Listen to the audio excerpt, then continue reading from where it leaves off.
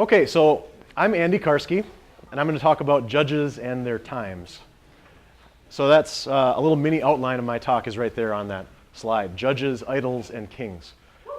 So before I get into all that, though, I have a confession to make to you.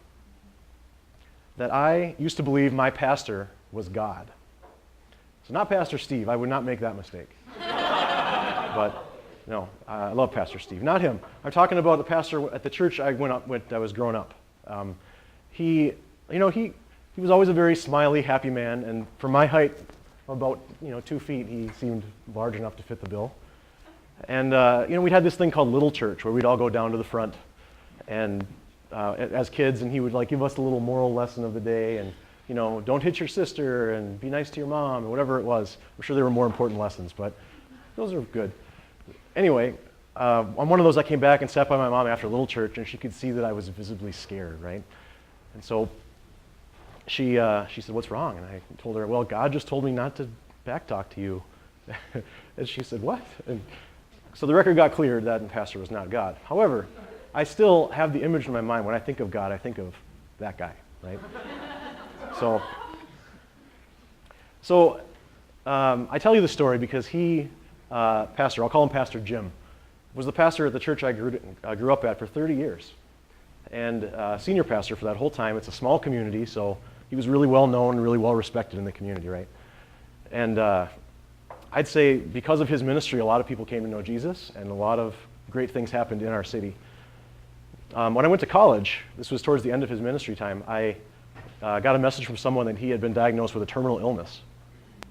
And it was like a muscular degeneration disorder, only had a couple of years to live. And so it's tragic, devastating news for everybody. It took us a while to kind of process through that, and then he finally passed away. Just after his funeral, we found out that he had been having an affair with someone in the church for years prior to that. And it was actually known about by the leadership even during that time. But they didn't want to tell everyone while he was terminally ill, and so it was a big mess. There's a lot more, interesting things I could share about the dynamics of that story and how it could help us as a church. But that's actually not what I'm here to share. What I wanted to share was it really tore our community apart. The church, a lot of people left the church. A lot of people left the church with a capital C and just said, "I'm done with this." And some people stuck around, and the church over the years continued to grow again. So this whole story in my life is kind of an analogy to what happened in the judges in their times. So I'll get more into why I think it's a good analogy later. I want to give you an introduction to the book of Judges itself. Really, the best introduction I could give you is the one the text itself gives you. So I have a couple of slides of text that I'm going to read here. It's from Judges chapter 2. It was in your assigned reading, so you've probably seen it, but I just think it's a really good introduction to this. Oh, that text is really small up there. After Joshua had dismissed the Israelites, they went to take possession of the land, each to their own inheritance. The people served the Lord throughout the lifetime of Joshua and of the elders who outlived him and who had seen all the great things the Lord had done for Israel. Joshua, son of Nun, the servant of the Lord, died at the age of 110, and they buried him in the land of his inheritance at Timnath-Heres in the hill country of Ephraim north of Mount Gaish. After that whole generation had been gathered to their ancestors, another generation grew up who knew neither the Lord nor what he'd done for Israel. Then the Israelites did evil in the eyes of the Lord and served the Baals. They forsook the Lord, the God of their ancestors, who had brought them out of Egypt. They followed and worshipped various gods of the peoples around them. They aroused the Lord's anger because they forsook him and served Baal and the Ashtoreths. In his anger against Israel, the Lord gave them into the hands of raiders who plundered them. He sold them into the hands of their enemies all around, whom they were no longer able to resist. Whenever Israel went out to fight, the hand of the Lord was against them to defeat them, just as he had sworn to them. They were in great distress. Then the Lord raised up judges, who saved them out of the hands of these raiders. Yet they would not listen to their judges, but prostituted themselves to other gods and worshipped them. They quickly turned from the ways of their ancestors who had been obedient to the Lord's commands. Whenever the Lord raised up a judge for them, he was with the judge and saved them out of the hands of their enemies as long as the judge lived. For the Lord relented because of their groaning under those who oppressed and afflicted them. But when the judge died, the people returned to ways even more corrupt than those of their ancestors, following other gods and serving and worshiping them. They refused to give up their evil practices and stubborn ways. Therefore the Lord was very angry with Israel and said, Because this nation has violated the covenant I ordained for their ancestors and has not listened to me, I will no longer drive out before them any of the nations Joshua left when he died. I will use them to test Israel and see whether they will keep the way of the Lord and walk in it as their ancestors did. The Lord had allowed these nations to remain. He did not drive them out at once by giving them into the hands of Joshua. So this chapter I just read is a great bridge from Joshua into Judges. We just heard about the conquest of Canaan, and it was this great, really cycle of obedience for Israel. They did what they were supposed to do, and that they were ordained to go and take out these nations that had not been following the Lord. Now they, being in the land, were given, a pretty simple instruction right at the end of Joshua's life. Don't do what all the other people around you are doing. But they do. So there's this cycle, right? We see it over and over in Judges, where they follow God under a judge. The judge dies. There's evil, there's idol worship, Baal, the Lord's anger, and raiders. God raises up judges to save them. They follow God, the judge dies, et cetera, et cetera. We see it a lot of times in this book. So as Tim mentioned in his intro, there are a lot of great stories in Judges. These are just, I kind of got a smattering of images from the internet of the various judges that are in the book of Judges, right? So I'll just highlight a few of these. First of all, there's Othniel, who's one, you can kind of see it right here. He is kind of the prototypical judge in that all we know about Othniel is pretty much that cycle. It just describes the cycle in those words and uses his name. It says he saved Israel, and then he died, and then they all followed evil and worshipped idols again. We know about Shamgar and the ox goad. How many of you are familiar with that story? Shamgar. It was in your reading, so you should all be raising your hands. Yeah, so Shamgar has a solid 3 or 4 verses about him. He killed a bunch of Philistines with an ox goad, and he too saved Israel. That's what we know. We know about Deborah over here, was a military leader who kind of helped one of her contemporaries, also a judge, save Israel. We know about Jephthah here, who saved Israel through some military interventions, but then made this vow at the end of his military conquest, saying, the first person I see when I come back, I'm going to make sure that person gets sacrificed to celebrate what the Lord has done for us. And then out comes his daughter with a tambourine. And that's the person that he saw first. So that was kind of stupid. We have Gideon up here. You can kind of see it, the lighting's not great, but he's got a torch in his hand and he's got some pots and they're rattling them, surrounding a city with a very small force outnumbered by the force they're surrounding, but scare them all into being defeated because the Lord was with them. And then we have Samson, who Tim alluded to also. Certainly didn't live the most morally upright life, but in the end he broke some pillars down with his great strength, even though it had been taken from him, and was able to save Israel that way. So anyway, the point being, all these judges certainly did save Israel in some capacity, but they all had their problems too. And it is interesting to think about, well, how can a judge that has problems actually be our hero, right?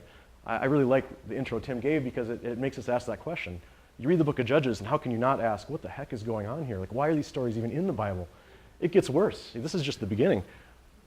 Well, I'll leave you hanging on that because we're coming to what is worse about it. In some of the downsides of the judge's cycle, we have idol worship. And so I want to touch on this a little bit. I guess I noticed there's a whole talk on idolatry, so you'll probably get more of this later. But who was Baal? So we've heard about Baal. I think the place in the Bible we're most familiar with him is in the book of 1 Kings, where we have Elijah confronting the king of Israel over who's the real God here, Baal or the God of Israel. And they have these flames that shoot up on a sacrifice. That's not my book, so I'm not going to talk any more about that. But we do see Baal show up in Judges as kind of the prototype of an idol. And this is a statue of Baal. He's a Canaanite god, the god of sky and rain. And so the people of Canaan would worship Baal. One of the main reasons was because they just wanted to do it for convenience for themselves, right? If I worship Baal and he's the god of sky and rain, then I'll get rain for my crops and my harvest.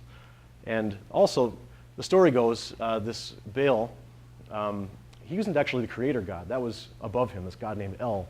But Baal was created, but he was more powerful than El, so he was able to overpower him. And then also get with Ashtoreth, who was the goddess of fertility. So if I can get on Baal's good side, one way to do that would be to get good with the goddess of fertility, Ashtoreth. And so maybe I'll go and spend some time with those shrine prostitutes, and that would be helping the cause of fertility, right? So these are some of the practices of the people of the time. There's also an account in Jeremiah, very brief, of sacrifice, child sacrifice to Baal. So we don't know about that from Judges, but it's one of those things that's out there.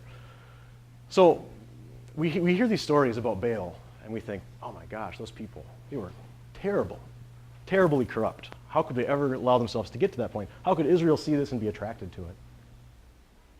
I think we see it all the time in our own culture in different ways, right? We see people worshiping at idols that are disgusting, and yet we want that because it seems like they're so happy. It seems like they're getting something they want that we don't have.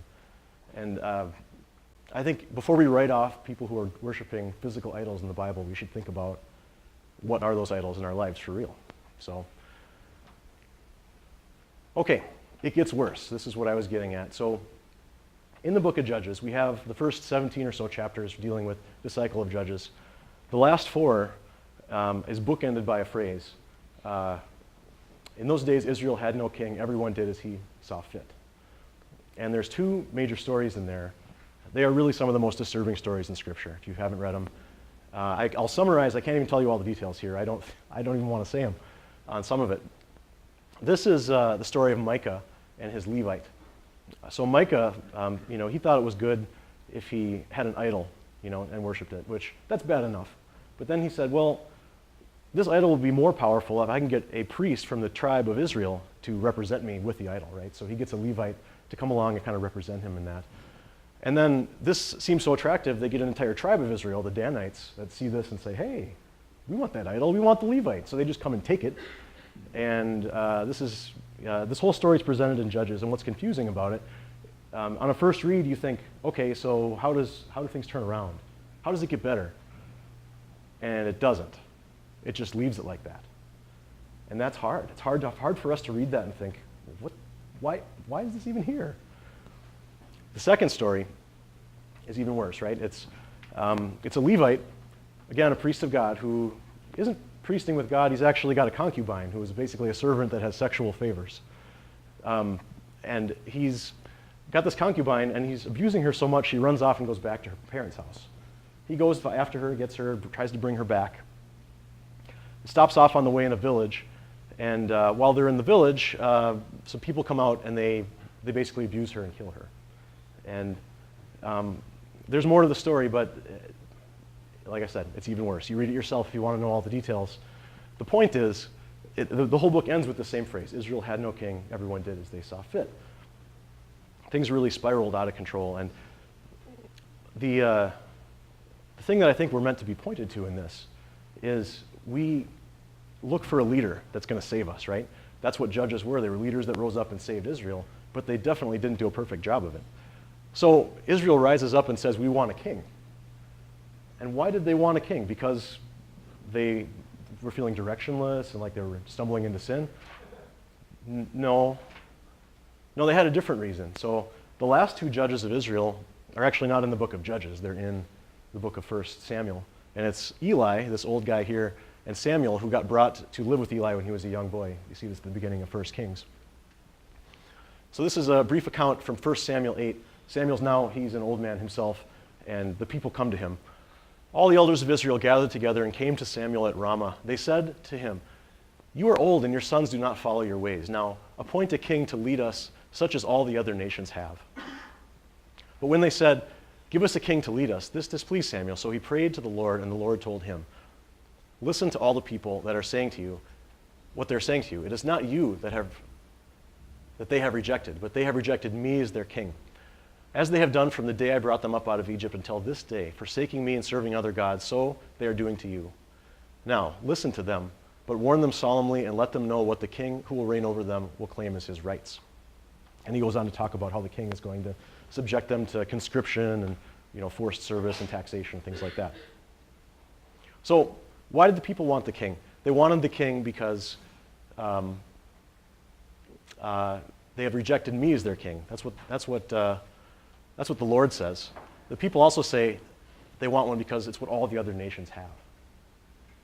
So it's really a clear sign. It's just kind of a furtherance of their idolatry that they want this king.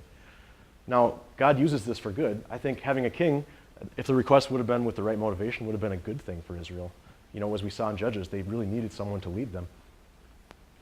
But what I think, both Judges and the Kings point us to is the fact that none of these kings were the right king, right? These are all signs and pointing forward into who the right king really is. And that would be, it's the right answer in all of these types of questions, Jesus.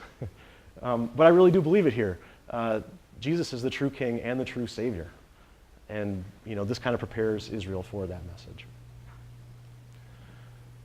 So, in application, I said I would come back to the story from my childhood with the church.